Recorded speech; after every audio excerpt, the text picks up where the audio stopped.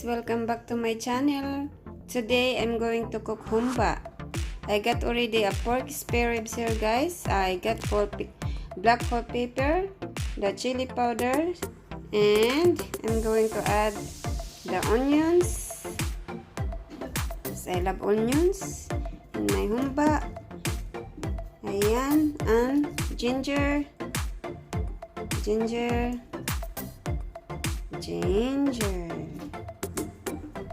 Ayan, ginger guys. And garlic. I love garlic.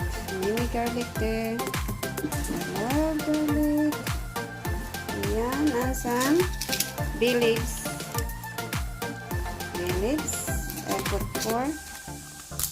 Ayan. So that one guys. And I'm going to add sulfurous one. So maybe about that one. And then apple cider vinegar. Ayan. So add that one there. Ayan siya guys. And we add cooking salt.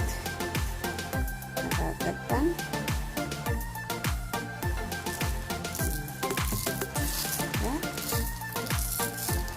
And then sugar. So guys, I put one spoon of sugar. I use white because I don't have a brown sugar today, so I just use white sugar. Now we're gonna add water.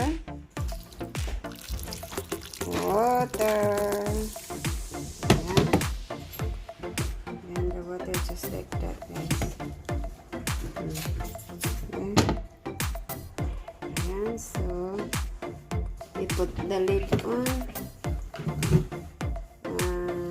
Bring to boil and simmer and cook it about 1 hour, or check it after 1 hour if the meat is tender, because I cut the meat like this one, just a little chop of it. So cook about 1 hour guys, maybe.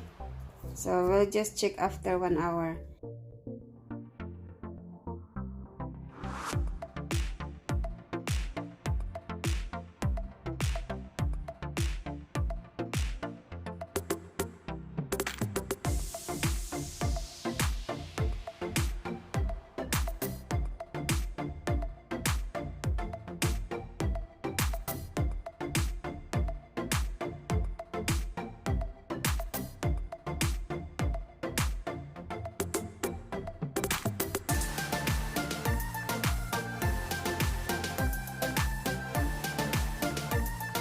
Let's check again guys.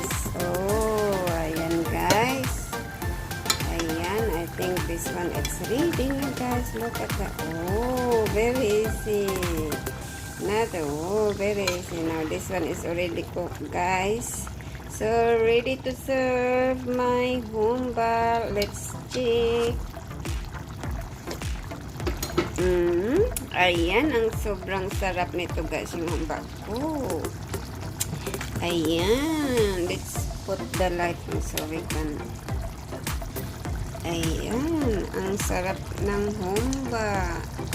Ayan, suluto na ang ating humba guys. Ayan, madali na lang siyang maano, na siya. Natanggal na sa yung bones. Ang sarap na nito guys. Grabe.